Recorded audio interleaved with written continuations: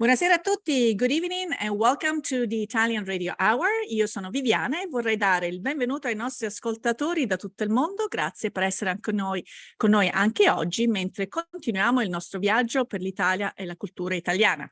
Last week we took you to the underground mysteries of a beautiful town in Umbria, Narni, and to the beautiful celebration of the race of the rings with the costumes that were brought in to Miami for the enjoyment of the public over there. Today, we're going to have a nice conversation with two friends and fellow entrepreneurs, Bea Spolidoro and Valentina Scholar, that will tell us a little bit about, they will share their stories about how they came to Pittsburgh and what were their strategies to make Pittsburgh their new home. Ma prima, pubblicità. Parli italiano? Do you want to learn, improve, or master your Italian? Istituto Mondo Italiano can help.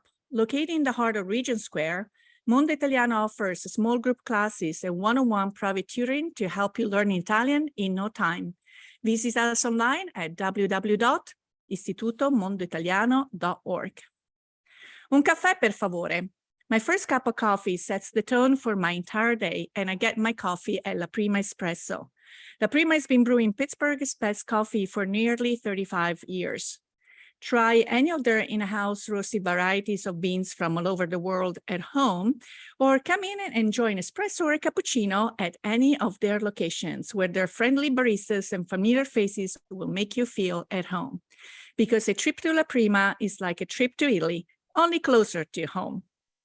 Well, ladies and gentlemen, as I said, I'm very, very excited to have two young voices joining us in a broadcast. And let me, again, properly introduce our two guests. Valentina Scholar, she's the founder of Bike the Burgh, and a different way to explore Pittsburgh. And Bea Spolidoro is the principal at FisherArchitecture, and she's a proud small business owner. Welcome to the program. Thank you. That's it. Because I'm from Rome, I think I can kind of switch this very popular idiom, all the roads lead to Rome, to all the roads lead to Pittsburgh. Because in our different ways, our lives brought us to the city of bridges. And I would like to hear from each one of you. Maybe we can start with Valentina. Valentina, do you like to be called Valentina, or do you prefer Val? Or No, Valentina is perfect. Val is just to make it easier for Americans. So that you don't have to spell it 1,000 times, yes, right? You got it.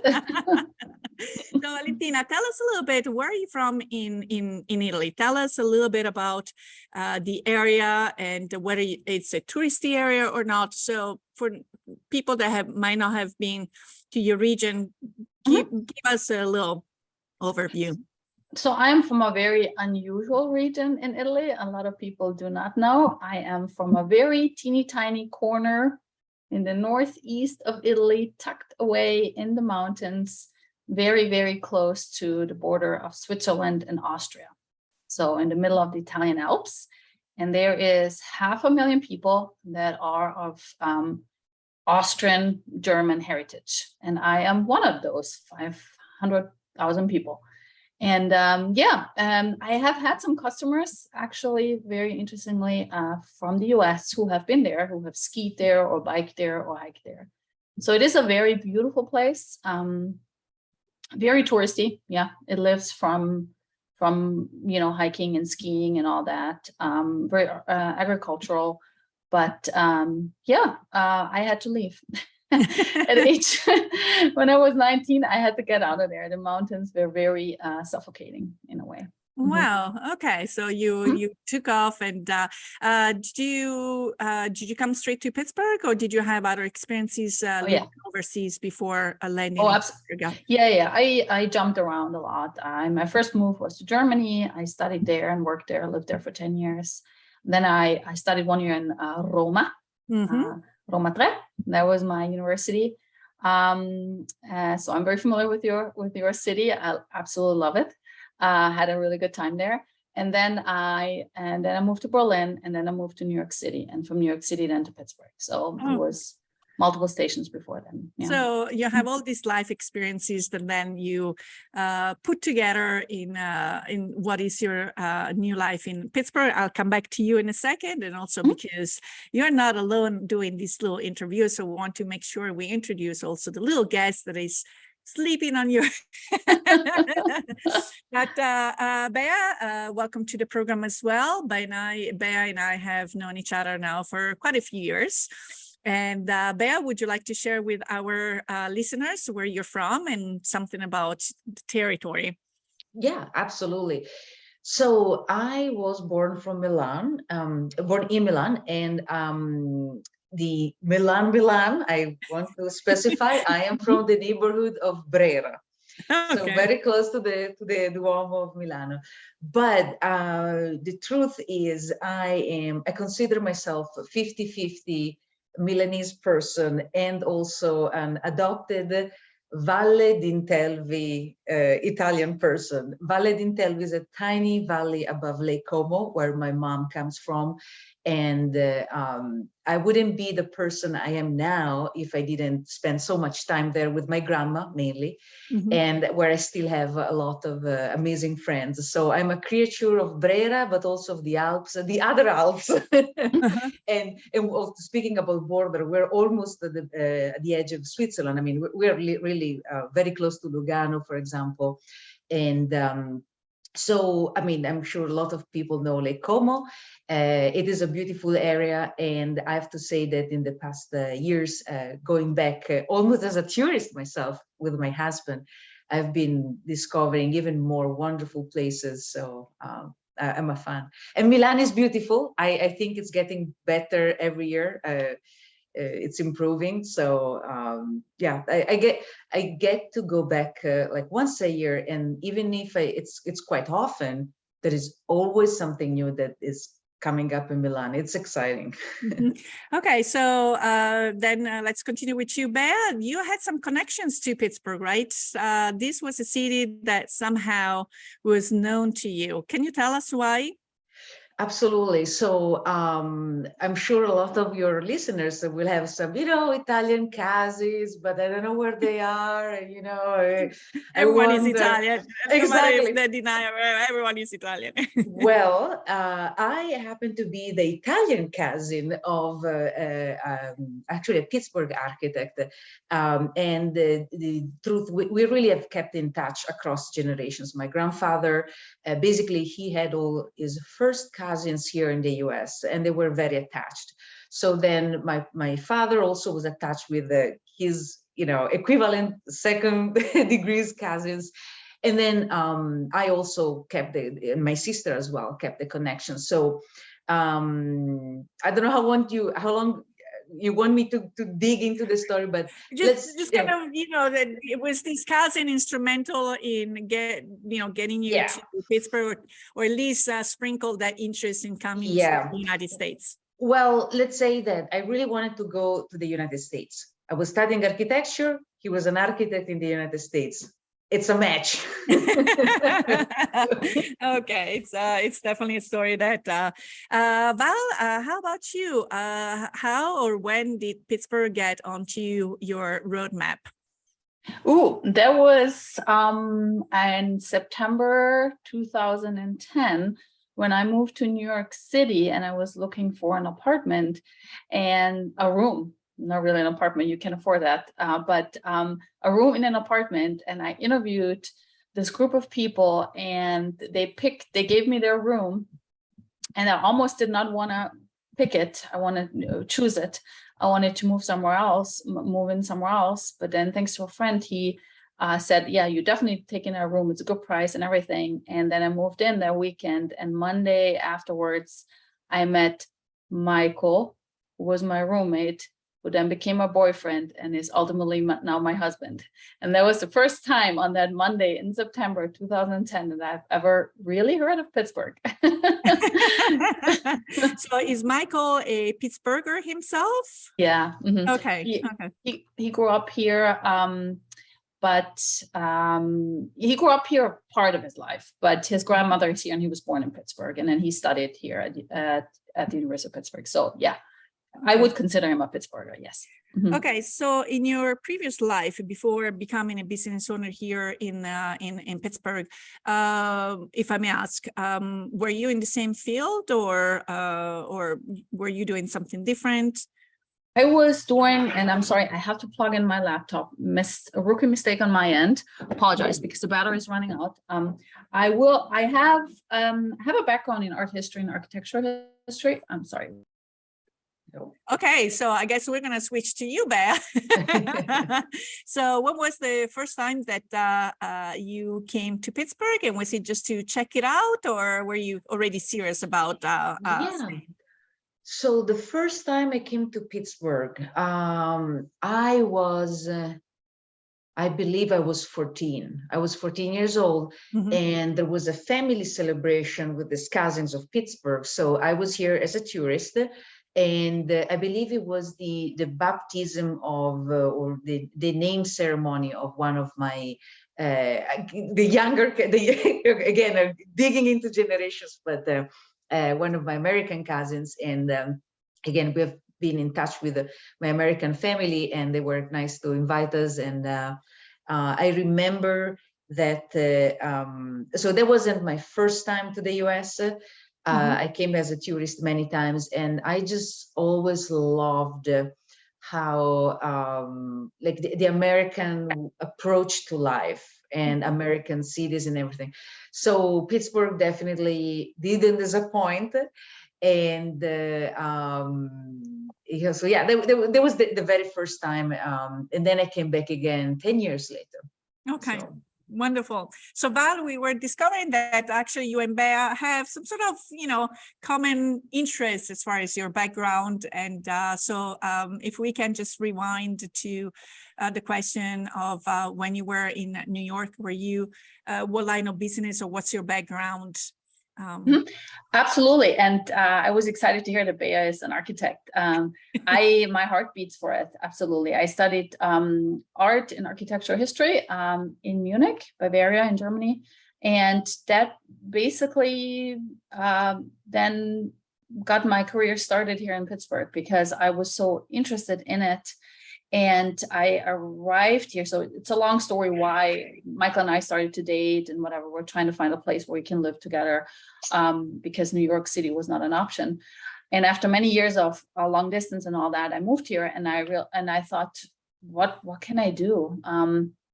I did not want to work in the corporate world. And I also necessarily didn't want it to be employed anymore because the last job that I've had back in Berlin was not a good work environment. I was just very unhappy. And then thanks to Michael, he basically inspired me. He said, hey, you can be an entrepreneur. This is the country to do that. And then I realized there is this amazing architecture here in Pittsburgh, this a phenomenal portfolio that a city of this size in the United States has. And that then made me connect to two passions that I have in life, which is cycling and art and architecture. And I thought, why not combine both? I really, really love them. And and that got the idea of like giving architectural and historical bike tours of the city. Yeah. And despite the hills, because actually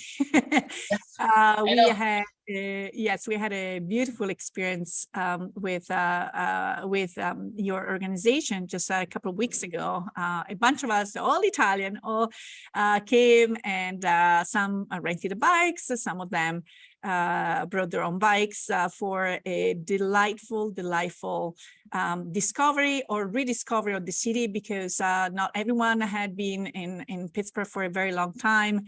I feel that I'm a little bit like the aunt of everyone because I've been here long enough. So, but it's always, Dave was our tour guide, and he was so patient. We had a couple of children, and everyone was really so enthusiastic to hear about some of the buildings, maybe in a different way, and just it was very, very pleasant. I probably have a couple of more pictures to share. The day was just wonderful. The leaves were just coming down, And so just we couldn't, even if we had planned to, we could not really have had a better experience. And so here we are, and you can see that we had little ones paddling. So the color Pittsburgh cooperated as well. So I'm glad to hear you had a great time. Thanks for bringing everyone. And, and then I believe you also have, in addition, if people might prefer walking, you have also Walk the Burgh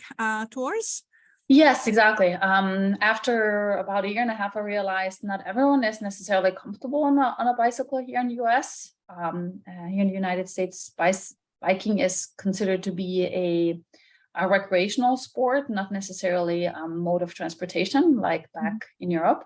And then I added walking tours. I basically redesigned the bike tours and made walkable routes out of them. And that has, is very, very inclusive for everyone. People in wheelchairs can come, dogs come on our walking tours, children. So that is another segment of my business. And then I have a third segment, which is bike rentals. There is a bike path that connects Pittsburgh with Washington, D.C. A lot of people don't even know about it. Past is Falling Water from Frank Lloyd Wright, right there. One of the most iconic buildings of the 20th century. And and there is an huge interest of people literally from all over the world who wanted to cycle that trail. It's about 500 kilometers long, 335 miles, and we rent out basically the gear, bikes and everything that comes with the bicycle. Yeah, I think someone was coming in from Norway that afternoon. But another thing that you don't know, because I'm a professional matchmaker, no kidding, but Bea has done the Great Allegheny Passage, I think not once, maybe twice, or planning twice. Yes. And also she and her husband, Eric, have also taken extended time last 2 summers while they were in Italy to do some biking in Italy, and this year in Croatia, right? Correct. Oh, absolutely. fantastic. You see, I love to put like-minded individuals together, because it's just great. we need to bike together, Bea. Yes, absolutely. We can espresso cup, but then with the other hand, right? Absolutely. So, Bea, let's go back to you, and you can comment also. We'll get to your bike trips, but please share with our audience a little bit about your background as an architect, and also what FisherArchitecture does in Pittsburgh, and how your first experience within your cousin's firm shaped maybe what you do now, or some of the lessons learned, or your outlook in life, and some of the other activities that you might do in your spare time. Absolutely. Thank you for your question. So first of all, I studied architecture in Milan at the Polytechnic of Milano, and basically, so different from my sister, where she took some opportunities to travel the world. She went to India or China, South Africa for certain times. I've been doing very short trips as needed in Europe or to the US, but really I've been stayed like in Italy to complete my studies without interruptions. And when it came to take my degree in architecture, I already had a ticket to the US, though, a plane ticket to come here. So I joke, but not so much, that I have no idea about architecture in Italy, because I was fresh off the boat, fresh out of school, and here I am in the United States, like working for an American firm. So I consider myself an American architect, basically, but I did study in Italy. And my first experience was with my cousin at Rothschild Doino Collaborative in the Strip District. It's a phenomenal place. They have a great team of people, and they were, so I think it's about like 30 people about us. So let's say mid-size firm, architecture firm. So they definitely had a lot of structure. Everything was planned for, was analyzed, discussed, the review. So it's definitely an intentional business model that it's a machine, right? So you have to make it work. And I stayed with them for 7 years, and that was, I mean, talk about the impact. I had no idea about life. It was my first job right out of school, and I'm in another country, so a lot to take in. But eventually, I decided to join my husband's firm, FisherArchitecture. And that was completely different. It was like, this is a small business. It's a micro business even. It's basically Eric, myself, our graduate designer, Sean, and then we have some interns here and there. But basically, coming from a structured firm like my first job, it really give me an interesting big picture perspective on the business. So what I'm trying to do now is to apply, if it applies, that mentality, that organization frame of mind to our small business. So it's a lot.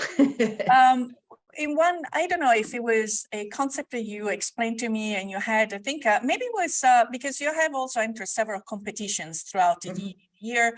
You're also, tell me also your title within the AIA. And yes. Well, okay, so that's going to be also the core of our conversation, involving yourself in the community or additional. Absolutely. So for a few more months, I will be president of the American Institute of Architects, the Pittsburgh chapter.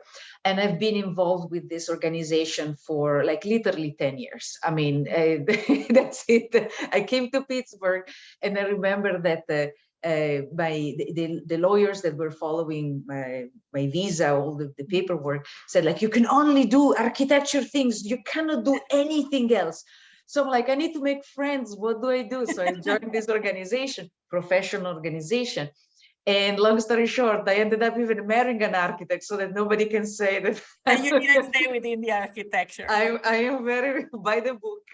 So this question, even though I'm going to start with Bea, because again, I think it was one of the projects that she had entered, but also to you, Val, what I remember, and please correct me if I'm mistaken, you had these, I don't know if it was a development where you had a central idea of a piazza, or there was, and I think that was where our Italianness, so to speak, kind of comes into place. So we both have been here in the US long enough to have been Americanized for certain things, but there are a sense of aesthetic that maybe is innate, but also wanting to connect with others. So the sense of community, the sense of appreciating things, and we appreciate it even more if we are with other people. Can you tell me about that project? Can you describe it? And am I correct in some sort of recollection of that?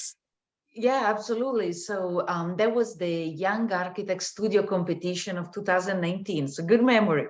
And basically, we had to reimagine a big area in the center of Bloomfield, and I designed a mixed-use project. Basically, there was some residential, there was some commercial, and it was called La Dolce Vita Apartments. Totally inspired. No pun intended. The Dolce Vita, and it was featuring a lot of it, like what I perceived. It makes the Italian cities so particular. There are communal spaces, there are places to gather, and Bloomfield is the Italian neighborhood in Pittsburgh. So the project was really creating basically on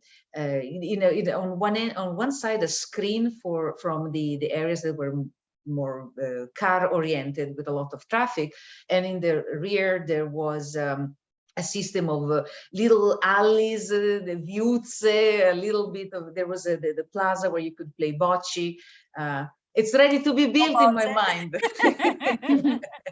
Honestly, you can contact me for info. Okay, so Val, the same thing for you. How important is, I don't want to say the idea of piazza, because it's not necessarily, is the coming together, and because you have moved around and now you have a beautiful family. First of all, also introduce our little guest there.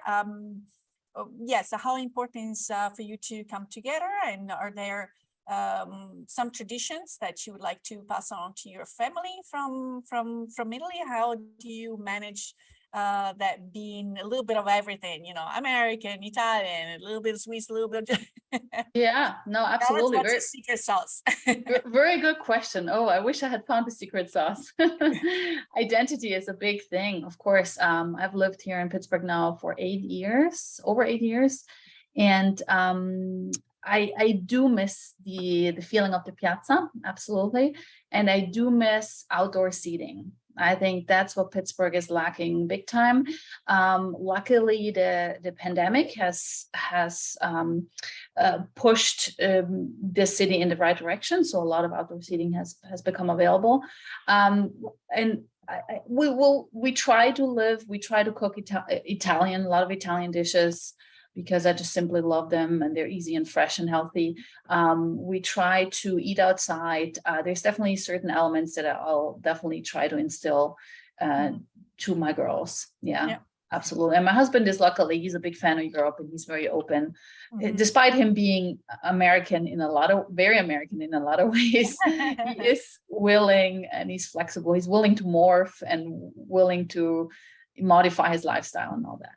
And also, when we talk about the outdoor seating, I mean, and it's not just, sitting down and leisurely enjoy an aperitivo, but the idea of the aperitivo is indeed taking time to be with your friends and the people you love, and to exchange what has happened in your day.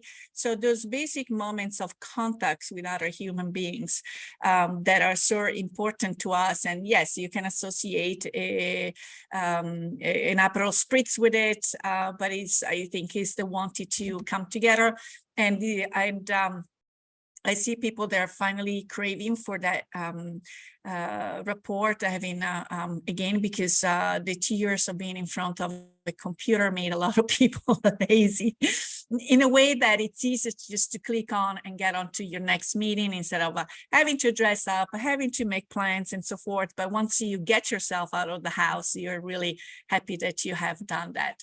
Well, right now we're in a point of our careers where certain things, I can say, they're like under control, they're established. But obviously, when we first came here, I personally remember that I had my kind of scholastic English, and I had lived in Ireland, and I came here to Pittsburgh. I could not understand people.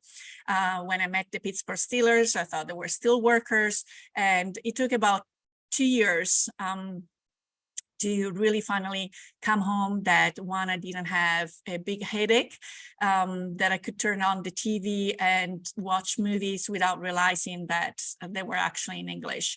I had my strategies. I was lucky enough that I came here sponsored by an organization where all my coworkers spoke English first as a main language. So I just I was really pushed to swim, so to speak, and long term, I could, I reaped the benefits of not having the easiest first 2 years. My personal thing is that I didn't have a means of transportation, so in addition to the the life in the office, I picked up, I think it was swing dancing, like a hobby, something that would, again, put me out into the community to make new friends. And then also I found a volunteering network, and we would help out a lot of different organizations throughout the year. Therefore, I got to know the city. I got to meet more people, and again, helped me tremendously with my English. But I know that also volunteering is a big part of your life. And you have kind of your life motto, and that you can tell us about your contribution to a publication just came out, Paying Forward. Tell us a little bit, what are some of the organizations that you like to support? And if I can play with technology, I'm going to see if I can share what Bea's Day look like today. Yes, I sent you those videos there. They're really fresh from the oven, the press. fresh off the press. But basically, so right now I have a weekly commitment with Pittsburgh organization called the 412 Food Rescue. And you can either select a dedicated route and basically you would go from a donor, like in this case, like I go to Google, for example, they have leftover very good food. I mean, I would eat that food, but I get the chance to rescue it from Google and bring it to a center for basically housing residences for people that maybe don't have a fixed house. So I hate to waste. And I discovered through this organization that 40% of the food that is ready to be eaten in the world goes wasted. So it's incredible. So that's one thing that I do weekly. And then occasionally, I also go around the neighborhood and pick up trash, or if there is like some pick up trash in the park, sometimes they organize volunteers. There are different people they do. I also pick up trash. It's my personal fight against the waste and refuse. Tell us a little bit, what is this paying forward? Let me see if go ahead and tell our audience a little bit about this publication has recently come out. Yeah. So we mentioned that I'm volunteering with the American Institute of Architects, and I met other fellow immigrant architects, and together we wrote a book about our experience. And in my chapter, I really emphasized the paying it forward, a term that I didn't know as an Italian. I think it's the concept of come il caffè in sospeso. Il caffè sospeso.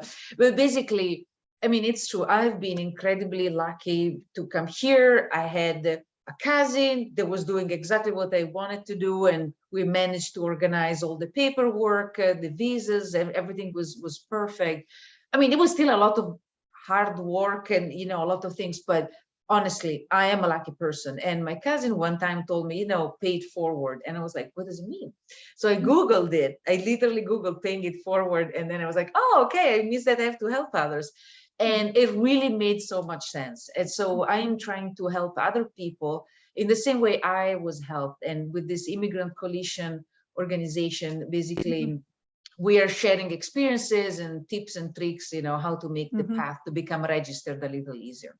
Yes, so actually the founder of the organization 412 Rescue, and again, Val and I have another thing in common, because the Immigrant Entrepreneur Award, which is, there is a committee that every year selects top entrepreneurs in the Pittsburgh area that have made a difference in the city. And so that's how I found out about Valentina, because I had received the award, so I was the person who was going to introduce the following season, and I looked at the candidates. And here was Valentina from Italy, and I was dying to meet her. That was when your first daughter was born. So I've been chasing her. I don't know, maybe I've not been pedaling my bike fast enough for these many years until finally we got to see one another. Val, what does volunteering mean to you, or giving back to the community? I have to say, I love this country for the spirit of volunteering. I think here in the US, it is almost natural for everyone to carve out a certain amount of time per week or per month to do something good to others, to help the community. The sense of community, I personally think here is definitely stronger than compared to back home in the area, at least in the area where I grew up. And I love that. And I have done, in my early years here in Pittsburgh, I've definitely volunteered for smaller community organizations, some things like counting, like helping with data. That was always interesting. I counted bicycles that were going down the street, certain streets. This was all for like bicycle advocacy, you know, to enhance infrastructure. I've done some volunteering for parks. Lately, I must admit, I have not volunteered a lot, just simply because I have 2 little children and I have to run an entire company. But it is, my personal cause is environment, and I agree with you and Bea. First of all, food waste is it is crazy.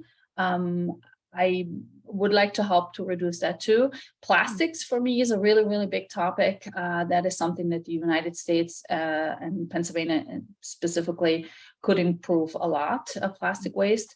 And then children. These are my 3 things. I often see children in distress, children poverty, all that. It is really visible also here in Pittsburgh, even in no matter in which neighborhood you are or you move through or whatever, it is definitely present. So that's something like in the future, when I will hopefully someday I will have a little bit more time on my hands and energy, then I would love to get into that a little bit more. So in one of the future episodes, we actually will bring the president of the Slow Food Youth Network organization, which is indeed the part that has the younger generation from 18 to 33 involved into reducing food waste. So this is indeed a global conversation that everyone should have, from very basic little things that we can do at home, especially with plastic, reusable bags and so forth. But if it starts from a very young age, I think it will sprinkle the seeds, and it will be a greater benefit from us all. And also volunteering, and Val, because this is for both of you, is a great way for people, for newcomers, to get integrated. It's always a challenge, and maybe you can give me your personal opinion or strategies. It's always a challenge when you come to a country or a city. Then it depends whether you're coming by yourself, if you're coming with family. But the first instinct is always to find like individuals, like, oh, let's find the Italians in Pittsburgh and so forth, which gives you that, I don't know, silver lining, or that kind of comfort zone that you're not alone in this new adventure. But on the other hand, I'm also a big proponent of, you have to get outside your comfort zone, because otherwise you'll always stay in your little bubble. What was your experience with these with volunteering, and in addition to kind of doing something, but do you think that is indeed a good strategy for newcomers to get involved, to get to know the new culture, the new environment that they operate in? I'll hear from both of you. Val, if you want to go first. Absolutely, definitely. And especially in the US, people are so open to conversations, open to spontaneous talks. I think generally people are very welcoming. It is always a good, no matter, just get out of the door. Volunteering, I think with volunteering, everyone has the same cost, the same mission. So you already have something that you have in common. So it is definitely easier to connect to people. However, my personal experience here with Pittsburgh has also been, and similar to yours, Viviana, it took probably a little while to really get settled, to really make a little bit, connect deeper bonds and make better friendships. Volunteering is good to get to know people, spread the word, and maybe be connected through those people, to be connected to other people. But I must say, quite frankly, Pittsburgh, because it is a smaller city, and I always say it's probably like a 3rd tier city here in the United States. It's not one of the top big cities, like Chicago and New York City and LA, but it's also not 2nd tier, which is maybe St. Louis or or New Orleans or whatever. So we are kind of in the third row. And because of that, you know that there are these communities and these circles that are really tightly knit. So as an outsider, it is a little bit harder to break into these circles.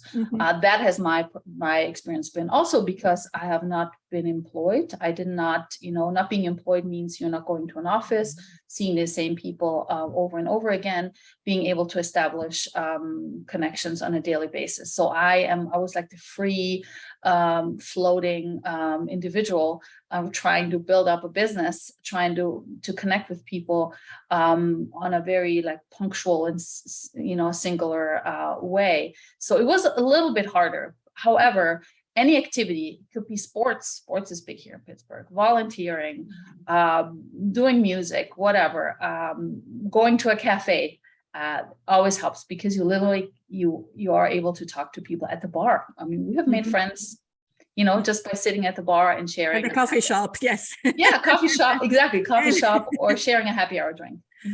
Yeah, and also it's ironic because now you actually have this beautiful flourishing business that brings a lot of people together. Yeah. So now you're like, your experience, you might be the one that we came as a group, but I'm sure there are also people that might reserve a tour individually, and then they're grouped, they're paired with other individuals, and before you know, they are making new connections, whether it's from the same city or someone coming to visit someone in Pittsburgh. And who knows, sometimes, again, Pittsburgh is a small city, it might be neighbors, Bea, let me see if I can actually share just those 2 seconds of your day today. I was playing with it while I was enjoying the beautiful explanations from Valentina. Let me see. Okay, you guys will have to enjoy my big screen with a lot of, no, not yet, because I gotta put the audio, otherwise I will only share the, always happens all the time. So yes, I do have a lot of things. So here. All right, I'm here in my Fiat, and I am getting ready to do my food rescue, my food pickup. So we don't see the video though. There. Let's see what we get today. Okay, so you can see the video. Did you hear the audio? Yes. Okay, so let's try this one more time, because then after that little video, Bea sent me another one where her Fiat now was loaded. So what were you picking up today? Tell us a little bit while I'm trying to fish the other video. Sure. So today I had the three. It was a not the biggest donation I've ever had, but still it was 3 big trays of frozen food, and it was all like meat food basically. And then I believe it was like 12 bottles of milk that usually, I don't know, maybe it will expire in the next 3 days, so for whatever reason. Okay. So let me see, because I hear an okay. So that was the second video. Let's see if we can share. In the meanwhile, while we're still talking, can you tell us a little bit about this? I think we talked about the paying forward, but the title of the publication is coming out, and your contribution, and who else has contributed with stories. Yeah, so the title of the book is City Shapers, and it's a collection of these stories of immigrant architects. And there is a nice collection of really very different experiences. Okay, can you now see the video by chance? No, we still see your. Okay, you still see what, my desktop? With it's the folders and files. Yeah. Okay, that's fine. So let me see. Okay, so I know that eventually Val will have to leave us shortly. So tell us a little bit about how you like to do business. In a way, what is important to you as a woman business owner? Is that for me? Mm-hmm. The Yes. question. Okay. Fair. Mm-hmm. I think equal. Obviously, the question of equal pay is always a big thing. I do, since I have experienced bad leadership myself, being employed, I do want to be a better leader. I'm often thinking of my former boss, was a female, specifically two of my former bosses, both female, who are somehow antagonists. So I learned from them how not to be a leader. I have now 15 people working for me, and it takes a lot of empathy. I think a lot of a good sense of justice, fairness, and motivation to keep the team together and to keep the company running. But I think being a female generally kind of does make you a better leader, maybe also because I'm a mother or have recently become a mother. And I think that pretty much sums it up. Mm-hmm. Mm-hmm. How was during the COVID, how was it for you? And did you have to halt your operations for some time? And how was, do you work remotely? Do you go to the office? So tell us a little bit of some of the adjustments that maybe you had to make to make sure that both your professional and personal life were equally thriving. Oh yeah, that's a tough line, a tough line to walk. So I have not worked remotely during the pandemic. I was there because actually biking has gained a lot in popularity during the pandemic. So I was very lucky to be in the right industry. So we have done pretty well. We survived, let's put it that way. We survived good. So we made it through. So that was good. But I was still on site because I have a shop downtown and I was still working. I have actually just recently switched to working remotely because I have a 10-month-old daughter here, little Gina, who is sleeping here. And I have hired a manager. So this year I was able to find someone who replaces me for about 70%, which is amazing, because I literally could not do it all myself anymore. And she's also a woman, which is really great. Well, then one more question is, when you interview candidates, what are some of the traits that you're looking for in addition to what it could be qualifications to carry out the position? Oh, that's a very, it's very hard to recruit, I have to say, because I'm looking for the intersection of someone who, especially for a biking tour guide, it has to be someone who is a really good cyclist. So very confident also on biking on the streets, which is for someone here in the US, that's not necessarily a given. A lot of people know how to ride a bike, but lots of them just stay specifically only on the trails. And then I also need someone who is a very enthusiastic person, personable, relatable, with very great interpersonal skills, a good leader, because obviously you have to safely lead people through the Pittsburgh streets, and someone who has to be very knowledgeable about the Pittsburgh history and the Pittsburgh architecture. So it's really like three things, check boxes that people have to check. Walking tour guides are a little bit easier, but generally, and just to circle back, Viviana, of what you said before, I always remind my tour guides, and I think that's kind of the core mission of our business, is to provide high quality entertainment. So really to create fun, but also to connect people. And that's really like, our tour guides are not only ambassadors of the city, but they're also here to really interconnect people, all the people that come to Pittsburgh, to basically connect them among each other so that they possibly become friends, and then they all can enjoy Pittsburgh together. That is always part of our always a discussion point of our team meetings, and also part of the tour guide training, that they have to bring people together while they're providing that experience. And I really hope Dave who's one of my most senior tour guide. He's the one I hired the first back in 2016. The tour guide that you had, I hope he did a good job. It was fantastic. We could not have asked for a better person. Again, knowledgeable, funny. He kept a great pace for everyone.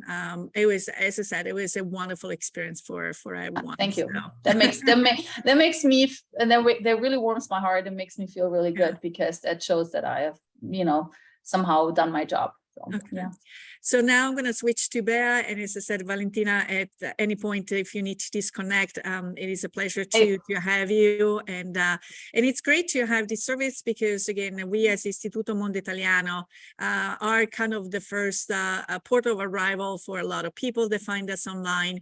And we want to make sure that we can show the city so that they can feel welcome, and do it on foot or on a bike. It's definitely a very fun, gregarious, and informative way of doing that. So yeah, thank you so much. I'll say goodbye to the audience. Thanks for having me. I have to go to my daughter. Ciao, ciao. Ciao, Bella. So Bea, now I have you all for me, so to speak, and something else also that our audience might not know is that your husband has taken also a commitment to learn the Italian language. He's really, in the last 2 years, totally bloomed. Yeah. How important was it that eventually, he took this upon himself to learn the language? Because we're not really talking about just learning the language. I think about especially the last 2 summers that you have had extended time to play locals, so to speak, that from the stories he has shared with me, he really embraced being in the little town of Schignano or Milan. So that must make you feel very, I don't know, it's special when you have a partner that oh my goodness, can see eye to eye and appreciate. Well, yes. So I clearly remember. So first of all, before we start with like his story, let's say a thing in general. So we are an international couple. So Eric has not been speaking Italian for any reason, or not even being overlapped with Italian culture, basically until we met. And sometimes people be like, oh, we've been together for so many years, and how doesn't he speak Italian? And I'm like, because you don't catch Italian like you catch COVID. I mean, you need to study. And the other thing is, I'm not a teacher. I mean, I do speak Italian, but that's not my job. And so I really never pushed for him to speak Italian or to know Italian. Mm-hmm. But he expressed interest, and he's always looking for a challenge, and he said, you know what, I want to learn Italian. And then I said, okay, I will support you however I can. And oh, thank you. There we go. That's some of these other challenges. So and we have about a minute left in the show. So sure. It looks like as this couple is on top of the highest level. I think you and Eric indeed share a very similar position in life right now, from what you were saying, right? Oh, absolutely. And I have to say that since he started learning Italian, it's wonderful. It's an act of learning a language is an act of love. So for me, it's just wonderful to see him so invested, and he's having fun, and it is challenging for sure, but it's great. And then we have opportunity to work from Italy also for 2 months, so we can bring our projects with us, and it's a big adventure. It's a wonderful adventure. So, well, with these beautiful images of some of the projects from FisherArchitecture, this is definitely a recognizable from the river driving, right? So, we'll have to say our goodbyes for today. So, unfortunately, our time is up. Il Big Ben ha detto stop. It's time for us to say arrivederci e alla prossima. We want to thank you for tuning into the program. If you have any questions or comments, or if you have any travel topics you would like us to address, please contact us at theitalianradiohour@gmail.com. We would love to hear from you. Remember, if you or any of your family or friends have missed a prior episode or would like to listen to this episode again, please visit us online at www.istitutomonteitaliano.org. Click on the Italian Radio Hour tab. We would like to thank our guests, Bea Spolidoro, full last name now, Valentina Scholar, our sponsors, Istituto Mondo Italiano, La Prima Espresso, La Boara for the music. And again, you can join us for any programming by visit us at istitutomondoitaliano.org. If you're not living in the Pittsburgh area or you might be out of town, remember, you can catch us streaming live at khbradio.com every Thursday at 5 p.m. And be sure to like us on Instagram and Facebook and at the Italian Radio Hour. Until next time, alla prossima. Ciao, ciao. Ciao.